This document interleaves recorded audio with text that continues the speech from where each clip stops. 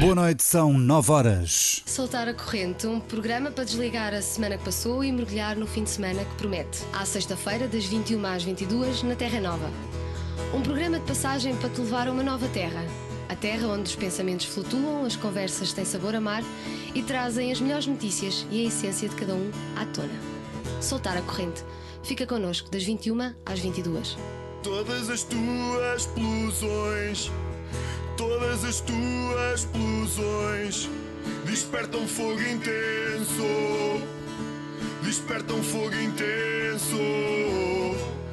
Remar, remar, soltar a corrente, ao mar, sempre mais gente. Ora, muito boa noite, cá estamos nós no Soltar a Corrente, nesta sexta-feira bem quentinha, finalmente ele está a chegar, dia 29 de novembro.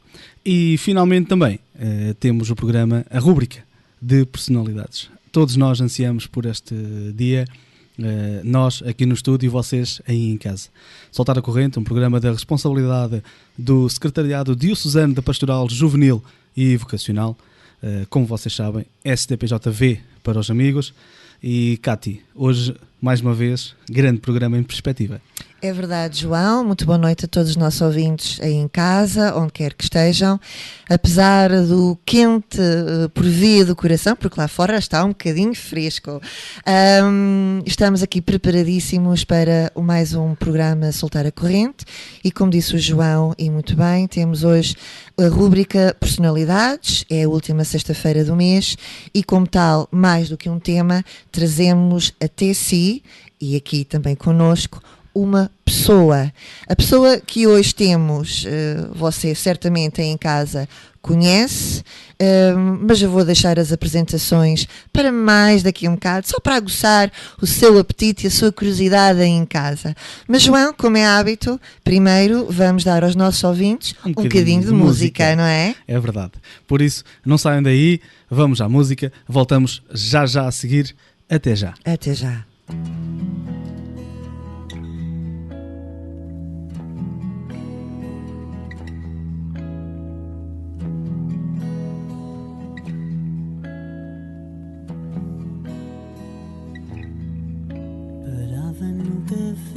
Quando eu lá estava, na voz tinha o talento dos pedintes. Entre um cigarro e outro lá cravava a bica ao melhor dos seus ouvintes. As mãos e o olhar da mesma cor, cinzenta como a roupa que trazia. Num gesto que podia ser de amor sorria. E ao partir agradecia. São os loucos de Lisboa que nos fazem cuidar. A terra gira ao contrário e os rios nascem no mar.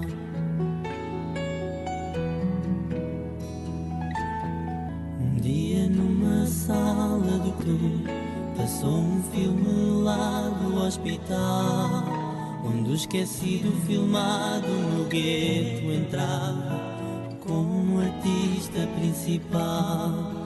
Compramos a entrada para a sessão para ver tal personagem no ecrã. O rosto maltratado era a razão dele não aparecer pela manhã. São os loucos de Lisboa que nos fazem duvidar. A terra gira ao contrário e os rios nascem no mar.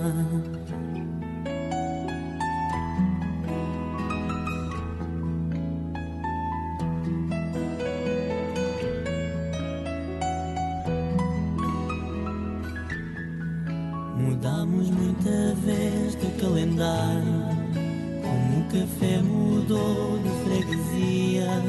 Deixámos de tributo a quem lá para um louco a fazer-lhe companhia. É sempre a mesma pose, o mesmo olhar de quem não mede os dias que vagueiam.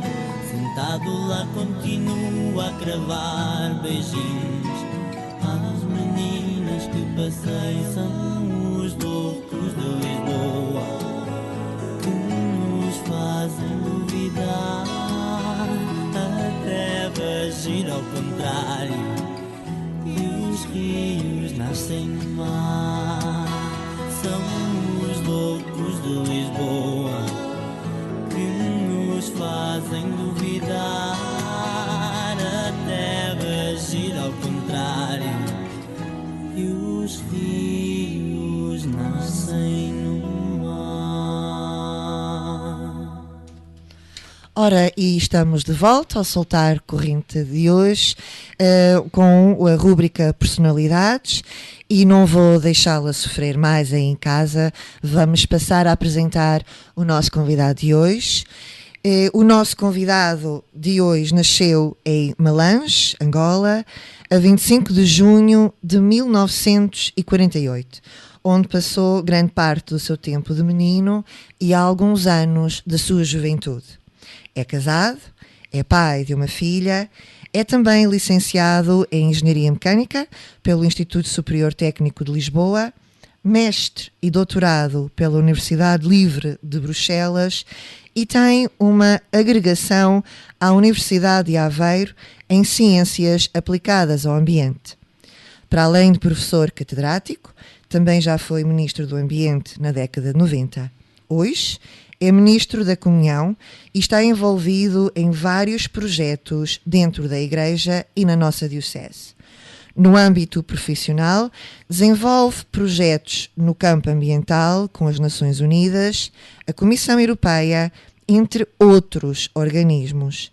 É um homem imensuravelmente inteligente, profundamente amável e atencioso, que transmite serenidade a todos aqueles que conversam consigo.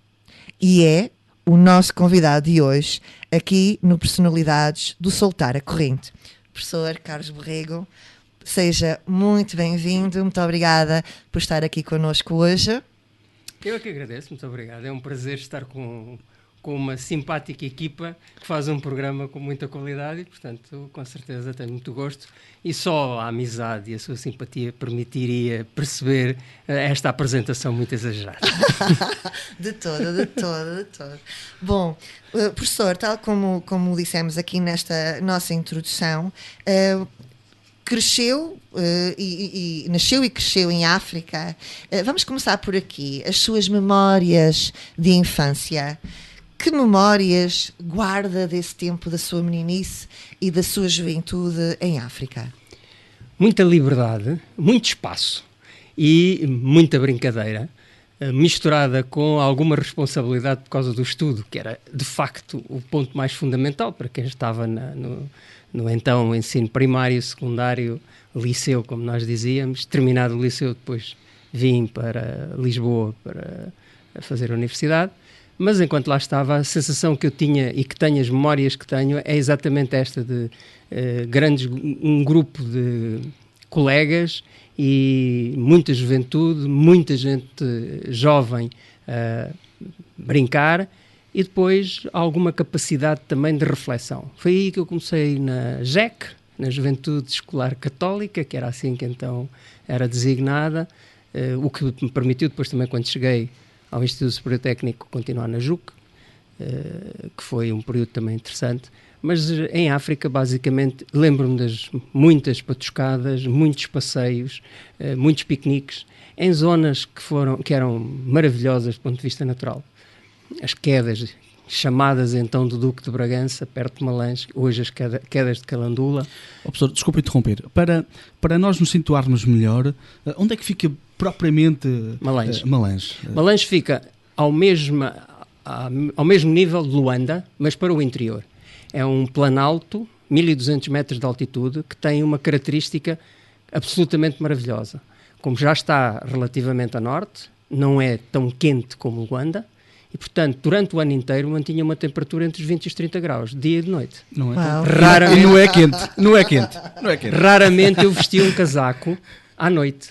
E durante o dia era a manga de camisa, fato de banho para a piscina, porque Malens não tem mar, portanto o fato de banho para a piscina, onde aliás tínhamos umas ótimas instalações a esse nível, o que permitiu que nós tivéssemos uma preocupação típica, que era, ao final do dia, ia-se dar um mergulho à piscina. Estávamos na casa dos 20 e poucos graus de temperatura, e, portanto era normal fazer isso. Tal como a correr para o campo de jogos, onde jogávamos ténis, hóquei, etc. Portanto, isto... Ok, em campo. Em campo. Eu fui, aliás, membro do Clube Atlético de Malens. Uau. Afinal, há mais coisas que nós não sabíamos. Independentemente da minha grande, diria, amor em termos de desporto, que era a ginástica. E continua a ser, ainda hoje. Muito bem. Ainda hoje Pratica faço ainda ginástica? Faz ginástica? tapete, como eu costumo dizer. Sim, todos os dias. Todos os 15 dias. minutos de manhã, mal me levanto, é a primeira coisa que faço. Todos Maravilha. os dias até hoje. Ouviste, João? Não sei o que é que tu queres dizer com isso, mas eu de manhã tenho um enorme problema, que é levantar-me. Não é fazer ginástica, é mesmo levantar-me. Mas olha, isto em Angola era outra das questões. Nós às 6 da manhã era dia, radioso, e portanto toda a gente estava na rua, mas também às 9 da noite estava tudo a dormir. Exatamente. Portanto era uma lógica muito diferente. Também naquela altura não havia televisão, não havia nada disso, e portanto os divertimentos era uma vez por semana um filme interessante, e normalmente sempre interessante, porque como eram tão poucos, que aqueles que iam eram as grandes marcas do cinema da época, onde tive a oportunidade de ver filmes formidáveis, Ben-Hur, aqueles que todos nós conhecemos. Os clássicos. Os maiores clássicos dessa Portanto, altura. digamos, era uma cidade pequena, não tinha mais de 2.000 habitantes, dos quais uma parte de habitantes que eram locais, negros, e outros brancos. Na escola tinha ótimos colegas, a maior parte deles pretos, como era normal também. O grupo das pessoas brancas era muito restrito, mas não havia separações nem nada, brincávamos todos no recreio, e grandes amizades se fizeram nessa altura. Tive a oportunidade, ainda há muito pouco tempo, de encontrar um desses meus colegas de carteira em Lisboa, onde costumo dar umas aulas de mestrado à Universidade Católica, e é uma aula que é das 6 às 10 da noite, portanto assim um bocado horas pós-laboral, e normalmente interrompe-se às 8 horas para comer qualquer coisa. E naquele dia, era o primeiro dia de aulas, e eu, como normalmente costumo fazer, perguntei pelos nomes dos colegas. E a dado momento tinha um nome tipicamente angolano, mas em Kimbundo, que é a língua desta zona do norte, eu identifiquei que devia ser do norte, mas não fazia a mínima ideia de onde é que era. E depois, no intervalo, ele chegou-se ao pé de mim e disse-me: Carlos Alberto Diogo Soares Borrego. Um nome completo e tão grande não é muito normal. Eu fiquei assim a olhar para ele: sim. Pois não te lembras do Cândido? Eu: o quê? Não é possível. Carlos Cândido, éramos exatamente um ao lado do outro. Tinha sido meu colega de instrução primária até à 4ª classe. Nos encontramos, foi um fim de semana espetacular que tivemos aqui em Aveiro. Trouxe o Aveiro. Isto passou-se há 3 meses, 4 meses. Fantástico. Professor, e continuando em África, e bichos? Eu adoro bichos. Preciso saber se você apanhou bicho. Bem, eu começo já por dizer que em África a perspectiva dos bichos não era vê-los, era ir à caça. E, portanto, eu vi muitos nessa lógica, porque o meu pai, como aliás alguns dos amigos do meu pai, eram caçadores, não no sentido estrito da palavra. Eram caçadores naquela perspectiva de que de vez em quando era preciso vir reforçar a carne para casa e para os trabalhadores. O meu pai tinha uma fazenda de algodão, onde colhíamos o algodão, que depois era exportado, e nessa perspectiva eu tive a oportunidade de ver de tudo, desde os maiores, os elefantes, passar por rinocerontes e leões, leopardos, até depois aquilo que nós aqui em Portugal achamos muita piada, mas que lá já nem se liga, que é os veados, as corças, esse tipo de coisas, não é propriamente grande espingarda. Depois mudou um bocado, durante o período dos anos 60, mudou porque começou a haver alguma dificuldade em encontrar caça e, portanto, passou a haver maior preocupação em proteger e evitar aquelas caçadas que se faziam e que eram maciças.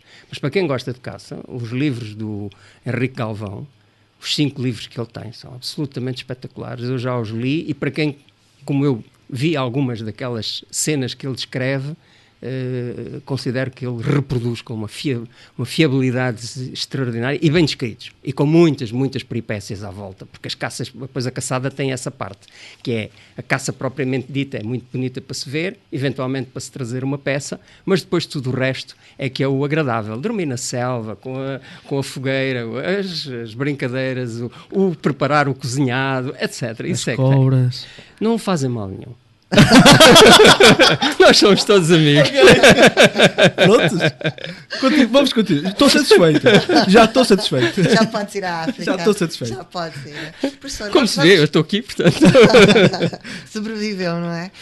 Professor, vamos passar agora à sua juventude. Disse-nos há pouco que com cerca de 16 anos... 17. Veio estudar para Lisboa, para o técnico, não é? Em Lisboa. Em que ano é que veio? Ajude-me. 1966. Portanto, estávamos numa década absolutamente efervescente em termos de manifestações estudantis. Estou-me a recordar da manifestação estudantil de Paris, por exemplo. Maio de 68. Maio de 68. Era muita adrenalina que se vivia no meio académico Eu nessa começo altura. primeiro pela a minha adrenalina de chegar a Lisboa sozinho e pensar, bom, isto é um ano que não tenho nada à minha frente.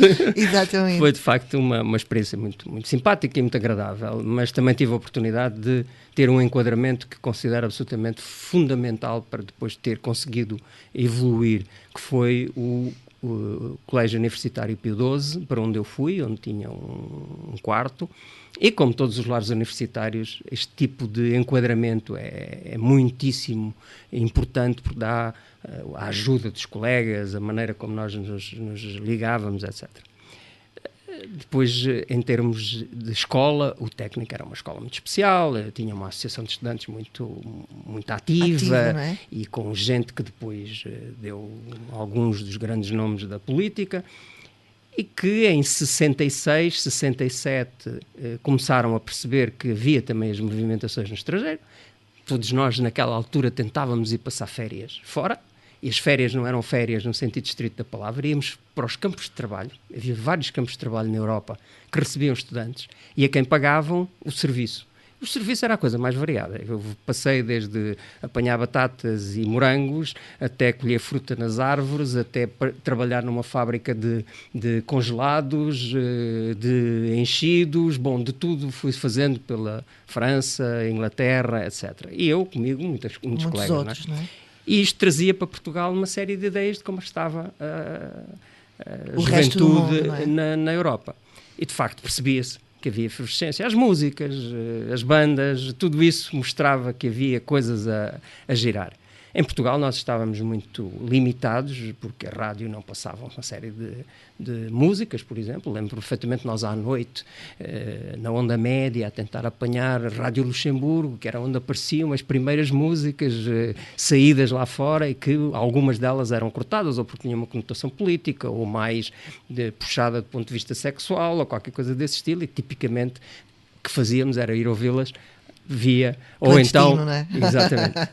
De maneira que houve ali um período que trouxe para Portugal todo este movimento, e maio de 68 foi visto cá como um ponto de partida para algumas das manifestações que depois aconteceram em Coimbra e que criaram algumas das dificuldades do antigo regime. Eu tive a oportunidade no verão de 68, em julho, depois dos exames, ter ido para a França, e estive em Paris em agosto de 68 e foi um espetáculo. Pois, para um jovem, ainda aquela não é? gente estava imbuída de tudo o que tinha acontecido em maio, com as flores, havia muito simbolismo, mas que de algum modo traduzia aquilo que era o pensamento das pessoas. E muita gente que depois se notabilizou do ponto de vista político na Europa, e que na altura se percebia que tinham algum carisma e inclusive algum pensamento profundo, que também era outra das questões importantes. Bom, nós em Portugal, de facto, tivemos ainda que esperar um bom bocado até conseguir... Foi um processo mais lento. Foi muito mais lento. Apesar de 69 já ser um ano muito difícil, houve muitas universidades fechadas, muita polícia a entrar nas escolas, Depois aquilo amainou um pouco com a entrada de Marcelo Caetano e da tentativa de abrir um bocado o regime, mas depois em 71 voltou novamente, 70, 71, 72, voltou novamente a acontecer. Eu lembro-me que eu acabei o curso em 72 e naquele ano ninguém pôde fazer exames na primeira época, que estávamos completamente fechados, o técnico estava fechado, não entrava ninguém lá dentro. Eu entrava porque na altura era monitor e, portanto, na minha qualidade de monitor eu podia entrar, mas estávamos bloqueados, os estudantes não podiam entrar. E tivemos que fazer os exames já em agosto, setembro, porque junho e julho foram completamente fechados. Portanto, isto era um clima desagradável por um lado, mas por outro lado dava-nos uma certa endurance. Permitia-nos que nós conseguíssemos fazer a distinção entre aquilo que era de facto importante para a discussão e para a mentalização do ponto de vista político no sentido nobre do termo. Não havia partidos, não havia análise na perspectiva da coisa pública. E isso foi, diria, talvez um dos melhores traquejos que uma boa parte dessa juventude depois permitiu a seguir ao 25 de Abril de 74 aparecerem muitas destes líderes de então e de pessoas e de estudantes que tinham alguma capacidade de intervenção. Muito bem. Portanto, foi um arranque de curso universitário com toda esta... Com toda esta envolvente, não é? Esta envolvência. Professor, foi nesta altura que conheceu hoje aquela que é hoje a sua mulher? É verdade. Estávamos nos lares universitários, ela no lar de raparigas. Atenção, porque nessa altura não havia cá mistura. Não havia cá mistura. Aliás, a primeira mistura que me aconteceu foi exatamente em Paris, no lar onde eu estive, aqueles dias que estive em Paris a seguir ao maio de 68, e que pela primeira vez havia casas de banho que não eram para homens nem para mulheres, nem para raparigas, entrava toda a gente nas casas. Foi a primeira vez que aconteceu esse tipo de situação. Mas aqui não, ainda estávamos bem longe disso. E o meu lar era na cidade universitária, onde estavam muitos outros lares de rapazes e raparigas, e encontrávamos, como é normal, naquele arranque de ano letivo, organizávamos os bailes num lado e no outro, muito controlados. O meu lar era de padres, o lar dela era de madres, portanto havia aqui um controle total, mas lá íamos conseguindo sair umas noites tal, e íamos divertindo, e havia datas sagradas. O caso do 11 de novembro com as castanhas era sempre aquela em que arranjávamos maneira de nos juntar e irmos fazer um agosto para um sítio qualquer. Portanto, fui conhecendo assim uma série de gente e, como é normal nessas épocas, a gente vai tentando escolher ou ser escolhido. E eu acho que fui escolhido. Não se casou no 11 de novembro? Não. Mas já era uma bela data para os dois. Porquê? Se era o 11 de novembro, digamos que daquelas datas fantásticas que se podiam encontrar. A lógica foi uma data que ainda seja agradável do ponto de vista de calor e que possamos ir divertir-nos, e portanto casámos a 16 de setembro. Foi isso que resolveu. Foi em setembro, não é? Setembro. Exatamente. Também tinha essa. Serenatas, havia serenatas. Havia, era raro à noite, não diria isso, mas muitas vezes havia serenatas e normalmente éramos nós que íamos lá. Mas tivemos 2 ou 3 que foi ao contrário. Fomos assediados pelo grupo das meninas. Que nessa altura era assim uma coisa muito especial. Avançada, não é? É verdade que aquilo tinha um contexto que tinha a ver com estas ligações entre as pessoas dos lares, entre os responsáveis dos lares, que sabiam bem o que é que a gente andava a fazer, porque eles passavam a comunicação uns para os outros. Exatamente. Portanto, estava tudo mais ou menos controlado. Mas mesmo assim, não é? Sim. Muito bem. João, vamos fazer uma pausa? Vamos fazer a nossa primeira pausa, sim, e vamos interromper rapidamente, porque voltamos já a seguir. A conversa está extremamente agradável. Não saia daí. Até às 10 horas cá estaremos neste Soltar a Corrente. Hoje, a rúbrica de personalidades. E já percebeu que está a ser fantástico. Por isso, até já. Até já.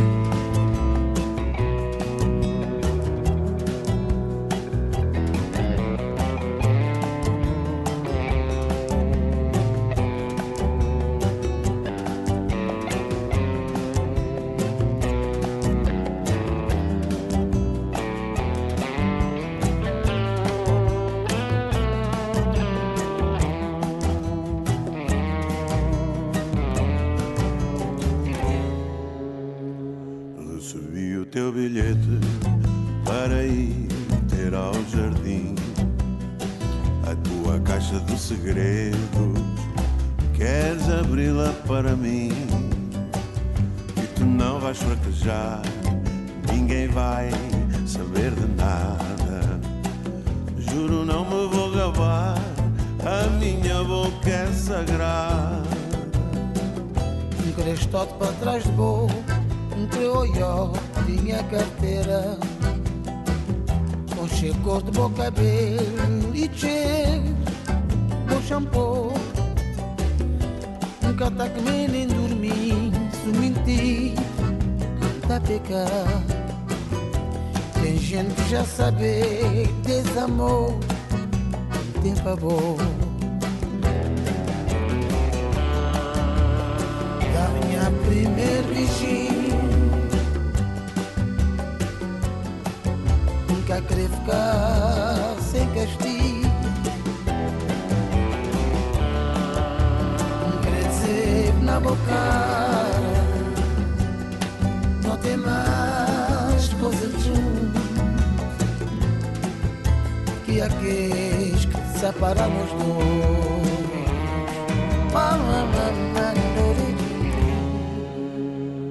Promete lá outro encontro, foi tão fugaz que nem deu, para ver como era o fogo que a tua boca prometeu.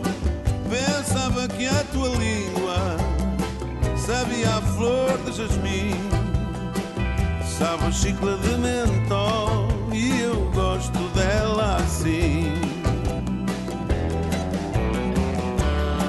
Quero o meu primeiro beijo, não quero ficar impune e dizer-te cara a cara, muito mais é o que nos une que aquilo que nos separa. Da minha primeira beijinho, Não quero ficar impune, não queria dizer na boca, muito mais é o que nos une que aquilo que nos separa.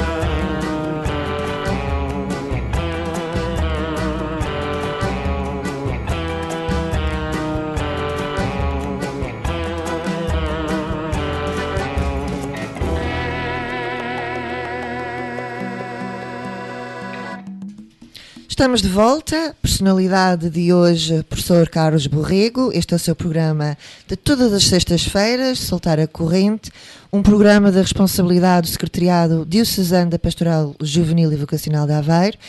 E estamos à conversa, como já disse, com o professor Carlos Borrego.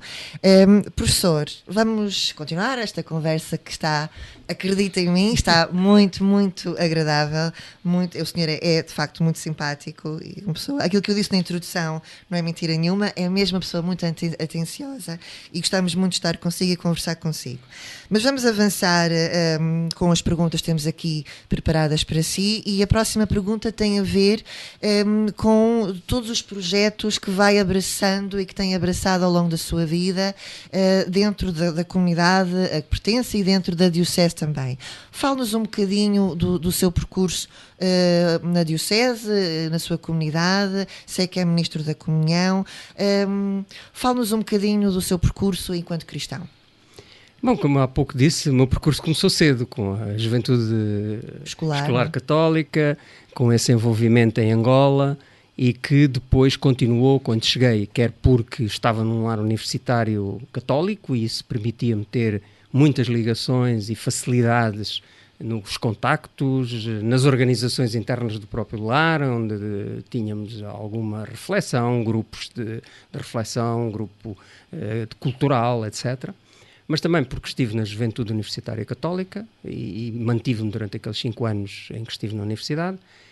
E depois, a partir daí, voltei a Angola, para a tropa, e ainda sou do período em que acabei antes da guerra colonial, durante o período da Guerra Colonial, e a seguir a isso vim parar a Aveiro, fui fazer o meu doutoramento a Bruxelas, e em Bruxelas, quer eu, quer a minha mulher, achávamos que devíamos continuar a ter a nossa atividade normal de cristãos empenhados e com vontade de participar.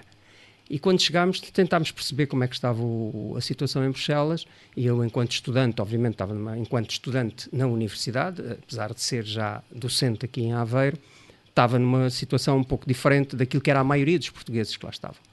Mas encontramos um padre português que fazia o apoio aos imigrantes. E, portanto, nós estivemos 4 anos a apoiá-lo, genericamente falando, e isto podia passar por muitas coisas, sem que eles alguma vez soubessem que eu era estudante universitário, para não criar ali quaisquer diferenças, e foi uma ótima decisão isto ter sido feito. E, portanto, nós aqueles 4 anos estivemos lá envolvidos, e quando regressámos a Aveiro, tinha acabado de chegar também do António Marcelino, saudoso António Marcelino, em 81, e ele soube que nós tínhamos vindo, nós conhecíamos-lo ainda de coisas anteriores, e rapidamente nos juntámos para perceber como é que isto podia ser feito, de que modo, etc. E foi assim que nasceram a maior parte dos nossos envolvimentos, e quase sempre para conseguirmos dar respostas a aquelas que pareciam ser as grandes solicitações para a Igreja na altura. E a universidade era o desafio. A universidade tinha começado em 73, de facto em 75, face à suspensão de 74, com as situações em que as universidades passaram, principalmente as novas, mas a partir de 75 tínhamos ali um sítio, um local de cultura, de ciência, etc., onde não podia ser abandonado, e, portanto, a primeira grande preocupação é como é que pode ser montada uma pastoral universitária em Aveiro. E esta foi o primeiro grande desafio em que estive envolvido, e com outros colegas da universidade, e daí saiu, uns anos depois, aquilo que é hoje o Centro Universitário Fé e Cultura, que já festejou os 25 anos, portanto já lá vai um tempo, e essa foi de facto uma estratégia muito bem pensada pelo Dom António Marcelino, e que teve do lado da universidade também uma certa receptividade, que permitiu manter aquela obra e aquela ideia de que na universidade e na universalidade há lugar para que o pensamento, diria, católico, cristão, o que quer que a gente queira chamar-lhe, esse pensamento tem lugar ao lado da ciência, e tem que ser também ele considerado do mesmo nível. Isto não foi fácil, como deve imaginar, é um ambiente que tipicamente não é muito receptivo a este género de conversas e de discussões, mas conseguiram-se algumas coisas, e hoje, felizmente, já não é preciso entrar por aí, temos relativamente boa vizinhança. E eu, ainda por cima, porque estando no Departamento de Ambiente e Ordenamento, tenho à minha frente o CUFC. Portanto, todos os dias do meu gabinete eu vejo o CUFC. E é um bocado ver uma menina dos seus olhos, não é? Eu considero que foi um dos... Para mim não há trabalho na Igreja que seja um marco. Eu considero que todo o trabalho na Igreja com os irmãos é, de facto, uma caminhada contínua. É a capacidade de nós conseguirmos continuar um pouco, como dizia o São João da Cruz, no crepúsculo da vida vamos ser julgados pelo amor. E, portanto, é um bocado essa lógica, ou seja, não há aqui este marco, é o importante. Há um conjunto, e no fim vai ser isso que vai dar. Alguém há de avaliar. Portanto, é um bocado essa a lógica. E que outros projetos esteve envolvido? Depois, a Ministra da Comunhão apareceu naturalmente, havia necessidades, éramos muito novos, e, portanto, a renovação também era outra das grandes preocupações, quer do António Marcelino, quer, inclusive, na altura nós começámos a dar apoio à Igreja do Carmo, à comunidade do Carmo. Portanto, isto fez com que, de alguma maneira, a nossa paróquia ficasse um pouco ao lado, mas, como sempre eu disse, e sempre tenho dito, não sou um homem do mundo, sou um homem da Igreja. E, como tal, presto o meu serviço aonde tiver que prestar. E esta minha visão e passagem desde Angola a Lisboa, de Lisboa a Bruxelas e regresso a Aveiro, permitiu-me dizer, muita pena, mas a paróquia é muito importante, sem dúvida nenhuma, mas outras coisas há também. E, portanto, se for necessário noutro sítio, é aí que vou. E, na altura, era preciso o Carmo, era preciso algum apoio, e isso fez com que nós ficássemos mais ligados à Igreja do Carmo, à Vera Cruz, do que propriamente à Paróquia da Glória. Ministros da Comunhão aparece aí, no apoio que era necessário. Isto foi, como é normal, nunca mais deixamos de ser precisos. E, portanto, continuamos. Ainda hoje, continuamos, nunca mais deixamos de ser precisos. Eu vou quebrar um pouco a sequência dos acontecimentos da sua vida e vamos descobrir um pouco mais o lado pessoal do professor Carlos Borrego. E isto vamos fazê-lo praticamente numa toada de pergunta-resposta. Uhum. Qual é a sua música favorita? Ui, eu tenho várias músicas favoritas, mas eu gosto muito da música estrangeira, mas gosto muito da portuguesa. Fado, Carlos do Carmo, e portanto tenho aí preferências. Hoje, agora ainda por cima, porque ele está a preparar os 50 anos, um álbum espetacular, de modo que eu não lhe consigo dizer a minha favorita, porque ela vai passando à medida que vão aparecendo melhores. Não posso deixar de falar nos Beatles. Eles fazem parte do nosso imaginário daquela juventude dos anos 60, incontestável. E, portanto, basicamente, é Madre de Deus, Orquestração. Das músicas deles são espetacular, e aquela voz é absolutamente... Teresa Salgueiro é absolutamente fenomenal. Portanto, sou muito eclético, gosto muito de ouvir também de quando em vez, não sou um fã música clássica, mas há momentos onde ela me faz muito bem para acalmar os espíritos. Eu bem que o percebo, também gosto. Filme favorito? Fahrenheit 451. É um filme que não é muito conhecido e que em Portugal teve um título muito especial. Ele marcou-me. É dos anos 60, mais uma vez, é um filme de 66. Também é um livro, não é? E é um livro. Aliás, o livro é que é o Fahrenheit 451. E o filme é um filme que depois foi rodado pelo... Como é que ele se chama? Deixa-me ver se eu me lembro. É sempre a velha história do François Truffaut. E o que é que esse filme me marcou? Marcou-me porque aquilo... O Fahrenheit 451 são 232 graus centígrados. Como nós sabemos, há a escala Fahrenheit e a escala centígrada. Exato. Os 451 correspondem a 232 graus na escala centígrada. E isto é a temperatura a que arde o papel. Nós, ao ardermos um livro, uma folha, atingimos os 232 graus centígrados. E aquilo que o filme tenta dizer naquela época, e portanto, como digo, ele aparece em 61, é que havia um ataque completo aos livros, quer pela televisão, quer pela censura. Isto é um livro de um americano que começa a dizer... Também, não é? Como? E um atentado ao pensamento e que livre. com isto estávamos a coartar o pensamento livre. E, portanto, veio chocar, ou melhor, complementar exatamente aquilo que eram as grandes discussões na altura, e eu tive a oportunidade de, no círculo do cinema que havia, no antigo Condes, os filmes às 6:15 da tarde, que eram baratinhos para os estudantes e que nós recorríamos a isto, e depois havia discussão. E este foi um dos mais debatidos, e marcou-me, claramente. Marcou-me porque foi uma daquelas... primeiro porque tocava na minha parte da engenharia, estas questões da temperatura, dos livros, da queima, não sei o que mais, era um elemento complementar. E depois pela questão da abordagem, e que hoje está cada vez mais... Aliás, o autor que fez o filme, o livro, que é o Bradbury, o Clay Bradbury, ele dizia há 3 ou 4 anos que estavam a querer enviesar a sua maneira de explicar o livro e de sintetizar aquilo que ele explicava no livro, quando referiam que o livro era apenas contra a televisão, que era uma das ideias que apareceu agora nos anos recentes, porque ele dizia não.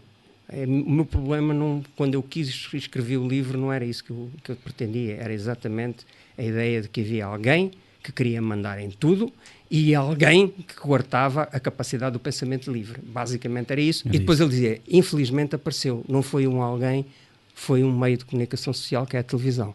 Ele terminava exatamente dizendo, eu na altura referia-me a um ente, uma pessoa, e afinal foi, apesar dele no livro já dar esse toque, ele já dizia que se não tivéssemos cuidado, essa iria ser provavelmente a grande morte dos livros, seria precisamente através da televisão. Cor favorita? A minha cor favorita é o vermelho. Já vi que é benfiquista. Não nesse sentido. Ok. É brilhante. É brilhante. Prato favorito? Oi, feijoada angolana. O que é isso? O que é isso? Explica-nos lá o que é feijoada. É uma feijoada, é diferente. Só por causa dos temperos. Não, por causa dos temperos. Pensei que fosse por causa do feijão. O feijão também, obviamente, é diferente. O feijão africano não é exatamente igual a este, é mais carnudo, é maior. Aliás, o que acontece muito frequentemente naqueles territórios é que é tudo assim, normalmente em grande e bem munidos, bem fornecidos. Mas a feijoada angolana era um prato que se fazia com muita frequência quando fazíamos os tais piqueniques, porque preparava-se tudo em casa, levava-se e depois era só pôr ao lume, a cozinhar, e a gente comia ali um belo prato de feijoada para depois a seguir ir descansar um bocadinho, aquelas cestas sossegadas. Mas não posso deixar de dizer que gosto muito de chocolate. Sou goloso, portanto. O que é que não gosta? E aqui falamos, se calhar, de antivalores. O que é que o deixa fora de si? Esperar. Não Eu gosta sou de esperar. particularmente pontual. E considero que o tempo é o bem mais escasso que nós temos. Não pode ser reciclado, não pode ser reutilizado, não há maneira nenhuma de o recuperar. Nós na vida recuperamos quase tudo. Mas este passado temos que prestar contas ao que fizemos com ele. E estar à espera é a pior coisa que pode acontecer em relação a este bem escasso que temos e que ainda por cima nos foi emprestado. Alguém nos deu, sem nos dizer exatamente quando vai terminar, mas um dia vai terminar. E nós temos de dar contas sobre o que fizemos. Portanto, para mim, esperar é a pior coisa. E o que é que mais gosta? O que é que eu gosto mais? É muito difícil, mas gosto de muita coisa, como é habitual. Mas tipicamente eu diria que gosto muito de ler um livro, calmamente. Ouvir música, passo a vida... tenho quase sempre o rádio ligado. É uma coisa que está no meu back, na minha parte de estar a trabalhar e ter música de fundo. E é aí que às vezes a música clássica também entra para descontrair. E, bem, a minha ginástica matinal, é claro. É o seu hobby, a ginástica matinal? É o meu hobby, claramente. É aquilo que me deixa organizado para o dia. A sua esposa acompanha-o nessa... Não gosta? Não gosta até porque gosta muito de dormir e, portanto, eu compreendo isso, atenção. Eu compreendo isso e sempre nos demos muito bem nessa perspectiva. Mas como gosta de dormir, não consegue conceber como é que eu me levanto e vou fazer ginástica. Muito bem, e vamos se calhar fazer uma nova pausa? Vamos fazer uma nova pausa. Vamos aproveitar, aproveitar então que o Nuno está ali entusiasmadíssimo a colocar já uma nova música e voltamos já a seguir para voltarmos então aos acontecimentos que nos vão com certeza deixar ainda mais fixados a escutar esta excelente conversa rádio que estamos a ter aqui. Portanto, não sai daí, até já.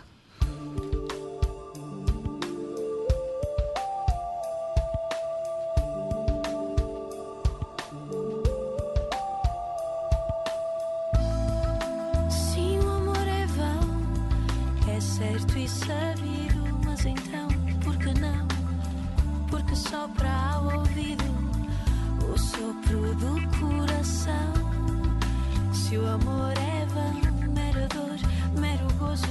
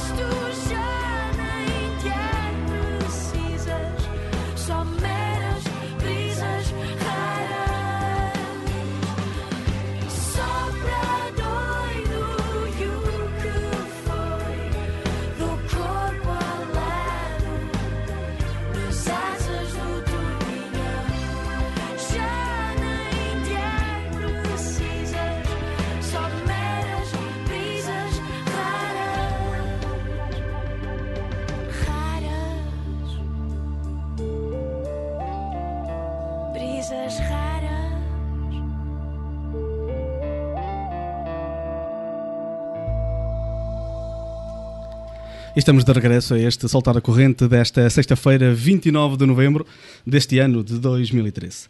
É, sem dúvida, mais um grande programa. Estamos aqui com a rubrica Personalidades com o professor Dr. Carlos Borrego.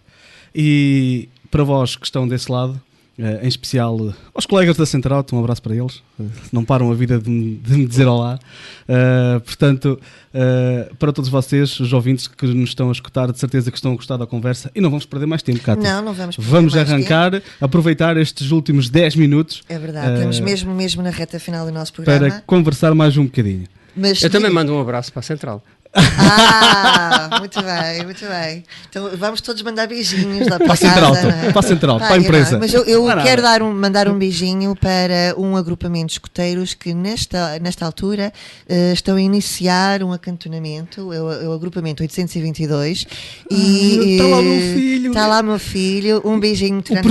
O prestável. Porque ele é lobito. É lobito e são os nossos ouvintes mais do que fiéis, todas as sextas-feiras. Oh filha, a esta hora deve andar no mato. Talvez não. Deve andar no mato a esta Talvez hora. não. De qualquer maneira, deixa mandar um beijo. Pronto, manda um beijinho, exatamente. Professor, agora se calhar num outro registro, Deus e ciência. É possível estabelecermos esta relação Deus-ciência ou, como muita gente insiste em dizer, estão de costas voltadas um para o outro? Não, cada vez mais agarrados um ao outro, na minha perspectiva, e que muito me ajudaram. Quer de um lado, quer do outro. E nunca tive muitas dúvidas existenciais típicas da juventude ou da puberdade. Elas desapareceram numa altura em que eu estava na JEC e em que estas discussões eram fortíssimas. Garotos de 14, 15 anos e, portanto, apareciam, mas sempre naquela lógica de construirmos algo em conjunto, de modo a conseguir chegar à conclusão de que Deus e a ciência têm muito de cada um. É verdade que a ciência tem que se abrir a Deus, tal como, eu diria, a fé tem que se chegar à ciência. E esta questão é que é difícil muitas vezes nós conseguirmos conjugar. Como é que, enquanto homens da ciência, sem qualquer veleidade, nós pensamos que há aqui algo que é sobrenatural, que passa ao lado e que a ciência não é capaz de transmitir. Mas para mim eu não tenho dúvidas que essa é exatamente a base da fé. E até me custa acreditar que de outro modo poderia ser. Não consigo explicar cientificamente todas estas coisas que me acontecem, e ainda bem, porque senão éramos umas máquinas. Porque é aqui que está a grande diferença. Há muita coisa em ciência há muita coisa no mundo que a ciência ainda não consegue explicar, não é? E que ainda, e vemos que há progresso significativo, tem havido ao longo dos séculos esta capacidade de ir percebendo cada vez mais o que é o mundo, mas continuamos a chegar a momentos em que, de facto, não conseguimos perceber só de um modo meramente científico porque é que isto acontece. E a existência da humanidade é o grande dilema e a grande dúvida se não introduzirmos aqui uma outra vertente. Eu, como digo, acho que a ciência hoje em dia abriu muito e, por outro lado, a fé também está-se a chegar cada vez mais à ciência, e isto tem feito com que uma e outra tenham crescido em conjunto, e esta separação e dicotomia que eu acho que não existe. Uhum. E quem é Deus para si, professor? É sempre complicado de definir, porque eu digo que nós chegamos a Deus não antes pelo que Ele não é, mas muito mais pelo que Ele é. E esta ideia de que Deus está aqui ao meu lado e que em cada momento Ele olha para mim e pensa: há aqui alguém a quem eu dei uma série de dons, como é que eles estão a ser utilizados? De que modo é que eu consigo que esta pessoa seja um instrumento para outro tipo de vivências do dia-a-dia e para ajudar aquilo que é o mundo, faz com que eu perceba que há algo diferente e, portanto, para mim Deus é amor. E é esta a maior definição. Não vou pedir muito mais palavras porque Ele é amor. Este Deus amor, e pegando no facto de de, em determinado momento da sua vida, ter tido um envolvimento bastante profundo na vida civil, tendo sido Ministro do Ambiente. Este Deus Amor é possível vivenciar no mundo da política?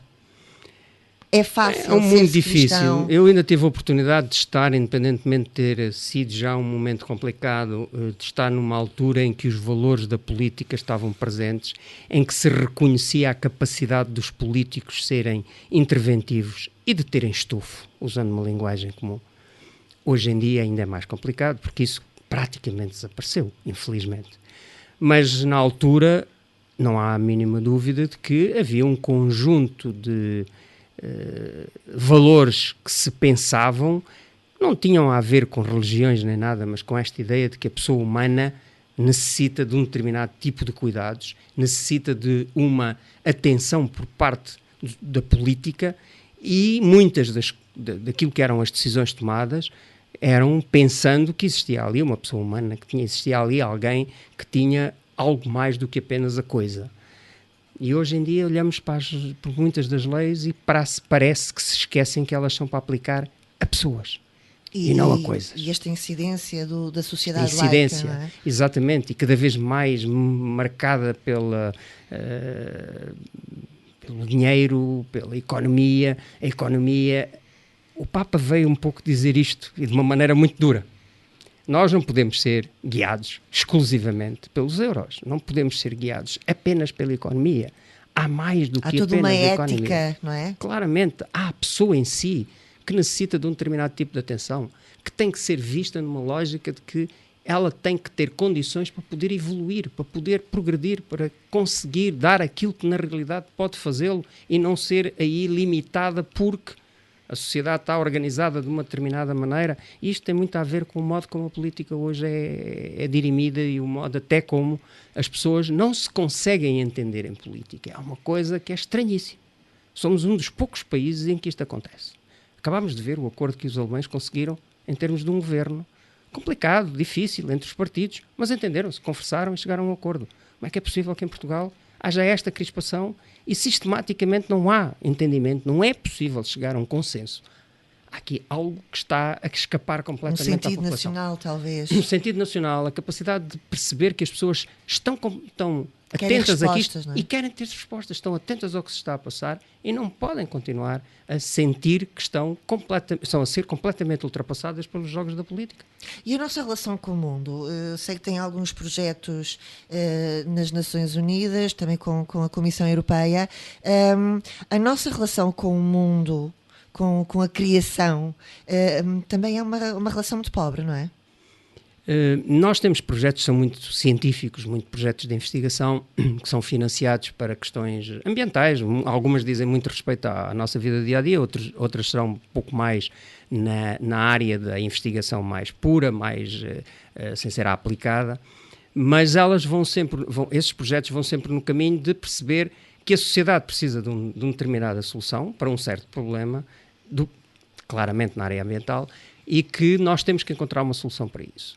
E para lá chegar, muitas vezes o caminho é curto, porque já temos alguns instrumentos que nos permitem encontrar a solução, outras vezes o caminho é muito longo e vamos tendo que ir desenvolvendo metodologias, etc, etc. E esse tipo de abordagem leva-nos a chegar à conclusão de que, mais uma vez, se não houver instrumentos adequados do ponto de vista político, vamos ter enormes dificuldades em dar essas respostas. Portanto, é difícil estarmos a imaginar o que seria este mundo sem que houvesse todo este trabalho de desenvolvimento, de investigação e de financiamento por parte destas instituições. Professor, uma última pergunta. Como é que poderia completar esta frase? Ser professor é? Eu diria que é ser um orientador do estudante para os desafios da vida. E está tudo dito, não é? Acho que não é preciso dizer mais. E eu agora discordo contigo, porque a nossa última pergunta temos outra. É sempre a mesma. Força. Professor, o que diz o seu coração neste momento? Que é uma muito agradável noite passada na vossa companhia, na Terra Nova, a conversar sobre assuntos do dia-a-dia, mas relevantes para toda a gente. E muito bem. Palavras para quê? Palavras para quê? Vamos terminar Vamos então. terminar Com a nossa agenda. Antes de irmos à última frase tirada da Bíblia, e hoje vamos pedir ao nosso convidado que termine o programa com um versículo bíblico.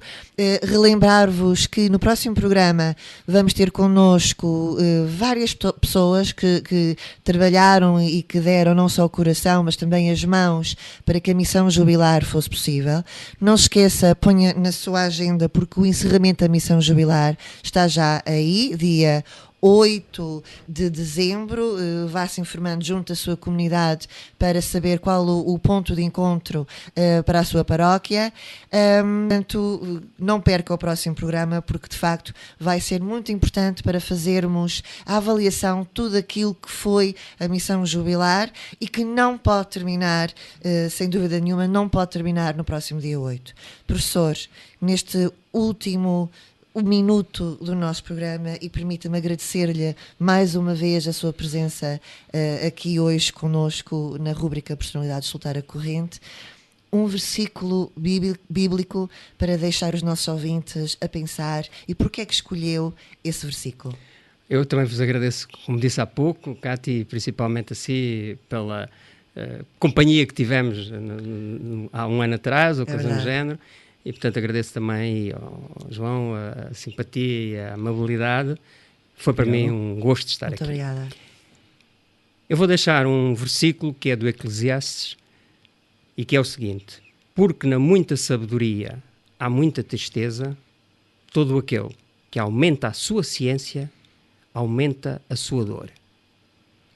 O que quer dizer, e meditem um pouco, quem tem que conhecer mais vai com certeza ter dificuldade em perceber porque é que aquilo não condiz com o avanço da ciência.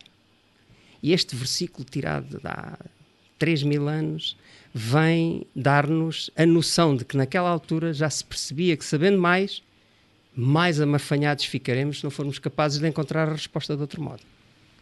Fantástico. E para encontrarmos respostas temos que nos pôr a caminho, e para a próxima semana, João, temos muitas perguntas com muitas respostas. É verdade. Para a semana temos estúdio cheio, por isso marque na agenda, não saiam daí. E de hoje é tudo, mais uma vez, muito obrigado, professor, foi um enorme prazer, o prazer foi todo nosso. E para vocês, da minha parte, um abraço do tamanho do mundo. Da minha parte também, um excelente fim de semana, que seja bastante retemperador. Encontre a sua família, os seus amigos e, como diz o João, por favor, faça o favor de ser feliz. Uma boa noite, até para a semana. Até para a semana. Porque tem de ser, e o que tem de ser